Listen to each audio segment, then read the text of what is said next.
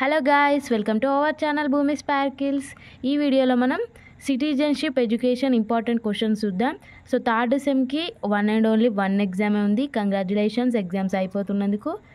And రేపు Palamuru university వాళ్ళకు ఉంది, ఇంకా 2-3 డేస్ తర్వాత ఎస్యు ఓయూ వాళ్ళకు ఉంది. సో ఇప్పుడైతే ఈ వీడియోలో ఇంపార్టెంట్ క్వశ్చన్సే చూపిస్తున్నాను. సో రేపటి వరకు పాలమూరు యూనివర్సిటీ వాళ్ళని మైండ్లో పెట్టుకొని సో ఇంపార్టెంట్ క్వశ్చన్స్ చూపించిన. నోట్స్ ఇప్పుడు చూపించలేదు, సో నేను ఇంకా ప్రిపేర్ చేయలేదు. టోటల్ ప్రిపేర్ చేసిన తర్వాత ఇఫ్ నీడ్ ఉంటే ఎస్యుఓయు వాళ్ళ ఎగ్జామ్ రోజు పెడతాను. సో రేపే ఎగ్జామ్ ఉంది కాబట్టి పియూ వాళ్ళకి నేను పెట్టలేకపోతున్నా, I'm very sorry. So but నేనైతే ప్రీవియస్ పేపర్ ఒకటి చూపించిన, మోడల్ పేపర్స్ టెలిగ్రామ్లో పెడతాను అండ్ నోట్స్ కూడా షేర్ చేసిన. జస్ట్ నా నాలెడ్జ్తో నేను క్రియేట్ చేసే షార్ట్ ట్రిప్స్ కానీ హెడ్డింగ్స్తో ఎక్స్ప్లెనేషన్ కానీ అదొక్కటి లేదు మీకు, I'm sorry. And today exam వచ్చేసి అండర్స్టాండింగ్ ఇండియన్ ఎథోస్ కదా. సో ఎస్యూ వాళ్ళకైనా ఓయూ వాళ్ళకైనా ఎవరికైనా నేను ఇచ్చిన చాలా క్వశ్చన్స్ వచ్చాయి, బట్ యూట్యూబ్లో మాత్రం ఎవరు రెస్పాండ్ కాలేరు, చూసి వదిలేస్తున్నారు. అండ్ ఎనీవే స్టార్ట్ చేద్దాం వీడియో. సో ఫస్ట్ అయితే మీకు ఇది 1.5 అవరే అండ్ డైలీ రాస్తున్నారు కదా. లాంగ్ క్వశ్చన్స్ 2 రాస్తారు, షార్ట్ క్వశ్చన్స్ 3 రాస్తారు. ఫస్ట్ లాంగ్ క్వశ్చన్స్ స్టార్ట్ చేయాలి, స్టార్ట్ చేస్తేనే మీకు టైం సరిపోతుంది. సో ఫస్ట్ క్వశ్చన్ వచ్చేసి వసుదైక కుటుంబ ప్రాముఖ్యతను పేర్కొను అని. ఇక్కడ వసుదైవ అనుంది, మెటీరియల్ వసుదైక అనుంది. సో ఏదైనా ఒకటే, అంటే వసుదైకనే కరెక్ట్, బట్ అలా వచ్చిందనమాట. సో వసుదైక కుటుంబం మరియు వసుదైక కుటుంబం ప్రాముఖ్యత పేర్కొను అని. సో ఇందులో ఒక ఇంపార్టెంట్ది కూడా చెప్తా. సో మహాత్మా గాంధీ వాళ్ళకి ఒకటే సేమ్ క్వశ్చన్, బట్ కొంచెం ఏదో ఒక వర్డ్ డిఫరెంట్ ఇచ్చేసి సో వాళ్ళు మొత్తం డిఫరెంట్ అనుకున్నారు. ఒకరు నాకు మెసేజ్ కూడా చేశారు, సో ఈ మెటీరియల్లోనే లేదు, చాలాసార్లు వచ్చింది ఈ వర్డ్ అని చెప్పి. సో అది కూడా చెప్తా ఈ వీడియోలోనే. సెకండ్ క్వశ్చన్ వచ్చేసి పౌరసత్వ మౌలిక అంగాలు పేర్కొని పౌరసత్వ రకాలు తెలుపుము. సో పౌరసత్వం అంటే ఏంటి, అందులో ఎన్ని టైప్స్ ఉంటాయి అది. సో ఇది నార్మల్గా రాసేట్టుగానే ఉంది. సో ఓన్గా రాసేట్టుగానే, మీరు ఎక్కువ ప్రిపేర్ కాకుండా ఓన్గా రాసేట్టుగానే ఉంది. ఏంటి అంటే కాలుష్యం, సహజ వనరులు, ఇంకా కాలుష్యం నివారణకి అదేంటి, మనము ప్లాస్టిక్ యూజ్ చేయకపోవడం, అది కామన్గా ఉంది, మనం రాసేయగలుగుతాం. అండ్ ఇఫ్ ఎక్స్ప్లెనేషన్ నీడ్ ఉంటేనే చెప్పండి, రేపటి వరకు కాదు. ఇక శాతవాహన ఉస్మానియా వాళ్ళు. సో థర్డ్ అయితే ఇది మహాత్మా గాంధీ యూనివర్సిటీ క్వశ్చన్ పేపర్లో వచ్చింది. ఏంటి అంటే పౌరసత్వ విద్యా లక్ష్యాలు ప్రాధాన్యత. బట్ క్వశ్చన్ ఏమని వచ్చిందంటే ఇక్కడ నేను చూపిస్తున్నాను ప్రీవియస్ పేపర్ మీకు స్క్రీన్ పైన. సో పౌరసత్వ ఉపగమాలు రాయండి అని వచ్చింది.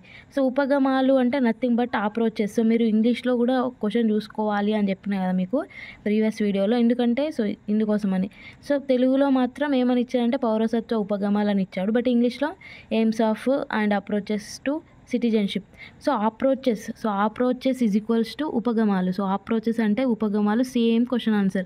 ఇక్కడ ప్రాధాన్యత, లక్ష్యాలు, ఇంకా అది ఉంటాయి కదా స్టెప్స్, అవి ఇవ్వక ఉపగమాలని ఇచ్చాడు. సో పౌరసత్వ లక్ష్యాలు కానీ ప్రాధాన్యత కానీ ఇంపార్టెన్స్, దాని లక్ష్యాలు అవి రాయాలి ఉపగమాలు అంటే. సో అందుకని నేను ఇంగ్లీష్లో కూడా క్వశ్చన్ చూసుకుంటే, ఇప్పుడు మీరు ఇంగ్లీష్లో అప్రోచెస్ అని చూసుకున్నారు అనుకోండి, సో మీకు ఈజీగా తెలుస్తుంది అప్రోచెస్ అంటే లక్ష్యాలు ప్రాధాన్యతనే రాయాలి అని చెప్పి. సో ఉపగమాలు అనేది మీకు అదేంటి మెటీరియల్ ఉంది కదా. సో మెటీరియల్ ఉపగమాలు అని వర్డ్ యూజ్ చేయలేరు, బట్ క్వశ్చన్ పేపర్లో మాత్రమే వచ్చింది. ఇది ఒకటే క్వశ్చన్కి రాలేదు, లాంగ్ క్వశ్చన్లలో 3 వచ్చింది, షార్ట్ క్వశ్చన్స్లో కూడా వచ్చింది. ఇక్కడ మీరు పేపర్ చూస్తే తెలుస్తుంది. అండ్ అంతర్జాతీయ పౌరసత్వం, సో ఇది ఎక్కువ ఇంపార్టెంట్ కాదు, బట్ మేబీ. సో యూనిట్ 2 ఏంటి అంటే సుస్థిరత అనగానేమి, ప్రాధాన్యత, స్థిరమైన అభివృద్ధి పద్ధతులు. సో స్థిరమైన అభివృద్ధి పద్ధతులు అన్నా, సుస్థిరత ఉపగమాలు అన్నా, సుస్థిరత ప్రాధాన్యత లక్ష్యాలు అన్నా, సో సేమ్ ఆన్సర్ వస్తుంది. సో సేమ్ క్వశ్చన్ దిగకున్నా కూడా మీరు ఆ వర్డ్ని చూసేసి ఆ వర్డ్ ఈ వర్డ్స్ ఏముందని టోటల్ ఆన్సర్ రాసేయాలి. సో మనం అప్పుడు కొంచెం మన తెలివిని ఉపయోగించాలి. సో 6th అయితే పాఠశాల సమాజ స్థాయిలో సుస్థిర అభివృద్ధి కార్యక్రమాలు వివరంగా పేర్కొనండి. సో పాఠశాల స్థాయిలో అని అడగవచ్చు, వారు సమాజ స్థాయిలో అడగవచ్చు, లేదంటే సుస్థిర అభివృద్ధి పాఠశాలలో ఏ విధంగా జరుగుతుంది అని అడగవచ్చు. సో ఇది ఓన్గా రాసే విధంగా ఉంది కాబట్టి సో ఏ విధంగా అయినా అడగవచ్చు. సో వానికి మైండ్ ఎట్లా తిరుగుతుంది అట్లా. నెక్స్ట్ 7th ప్రాజెక్ట్ ఆధారిత సుస్థిరమైన అభివృద్ధి పాఠ్య ప్రణాళిక. ఉదాహరణకు నీటి బడ్జెట్. సో నీటి బడ్జెట్ అనే లెసన్కి ఆర్ టాపిక్కి ఒక అదేంటి పీరియడ్ ప్రణాళిక. సో పీరియడ్ ప్లాన్ రాయమని ఇక్కడ ఇచ్చారు. సో ఇది కూడా ఈజీగానే ఉంది. సో ప్రారంభం ఎలా చేయాలి, దాన్ని మీనింగ్స్ అడుగుతాం. సో నెక్స్ట్ గ్రీటింగ్స్ తర్వాత ఏంటి ఫస్ట్ ప్రీవియస్ నాలెడ్జ్ చెక్ చేస్తాం, అట్లనే ఉంది. సో మీరు అట్లా రాసినా ఏం కాదు. నెక్స్ట్ ఈ 8th వచ్చేసి పాఠశాల మరియు సమాజం ఆధారంగా నిర్వహించగల పర్యావరణ విద్యా కార్యక్రమాలు. సో ఇవైతే ఇది ఈజీగా రాయగలుగుతాం. పర్యావరణంగా ఏం నాటుతాం, చెట్లు నాటడం, హరితహారం, ఇవన్నీ రాయగలుగుతాం. నెక్స్ట్ 9th పర్యావరణ విద్యా బోధనా పద్ధతులు తెలుపుము, లేదంటే పర్యావరణ విద్యా ఉపగమాలు తెలుపుము, అట్లా ఇవ్వచ్చు. సో ఇంగ్లీష్లో అయితే క్వశ్చన్స్ ఏముంటాయి, తెలుగులో కొంచెం వాడు కన్ఫ్యూజ్ చేసేస్తున్నాడు.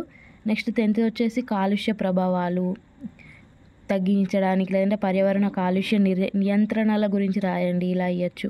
నెక్స్ట్ సహజ వనరులు అనే ఈ ఒక క్వశ్చన్ మహాత్మా గాంధీ యూనివర్సిటీలో వచ్చింది. అది కూడా చూసుకొని ఏంటి ఓన్గా రాయొస్తుంది కాబట్టి నేను ఇవ్వలేదు. సో ఈ 10 క్వశ్చన్స్ మీకు ఖచ్చితంగా వస్తాయి, పాస్ అయిపోతారు. అండ్ 35 వస్తుందని నేను చెప్పలేను, బట్ మీరు పాస్ అవుతారని చెప్పొచ్చు. సో నోట్స్ ఇవ్వలేనందుకు సారీ, ఇది ఓన్గా రాసేట్టుగానే ఉంది. సో మీకు కష్టమైతే నేను నైట్ అవుట్ చేసి కూడా రేపు మార్నింగ్ వరకు నోట్స్ పెడుతుండే, అది మీకు కూడా తెలుసు, నైట్ అవుట్ చేసి మరి మీకు వీడియో పెడుతున్నానని. అండ్ మీకు యూస్ఫుల్ ఉంటే ఇట్లా కమెంట్ చేయండి, మీకు సేమ్ క్వశ్చన్స్ వస్తాయి కూడా కమెంట్ చేయండి. సో ఈ టైంకి పెడితే ఇన్యానం క్వశ్చన్స్ ఎప్పుడు చదవాలని మీకు డౌట్ వస్తుంది, అందుకని సో జస్ట్ బార్డర్ పాస్ అయిపోవడానికి అట్లా కొంచెం ఇంపార్టెంట్ అలా కూడా చెప్తా. సో కొందరు నాలాగా లేజీ ఫెలోస్ ఉంటారు. సో వీళ్ళకి వసుదైక కుటుంబం, పౌరసత్వం అంటే ఏంటి, దాని టైప్స్ ఒకటే చూసుకోండి. అండ్ ఇంకేంటి అంటే ఈ అంతర్జాతీయ పౌరసత్వం ఏమో అవసరం లేదు, సో చదవని వాళ్ళకి, టైం లేని వాళ్ళకి. సో నెక్స్ట్ ఈ పాఠశాల సమాజ స్థాయిలో సుస్థిర అభివృద్ధి అంటే ఏంటి అని చూసుకోండి. సో ఓన్గా రాసేట్టు చూసుకోండి, మరి ఇట్లా బట్టి మైండెడ్ చేయకండి. సో ఈ నీటి బడ్జెట్ ఉంది కదా, సో ఇది ఒకటి చూసుకోండి.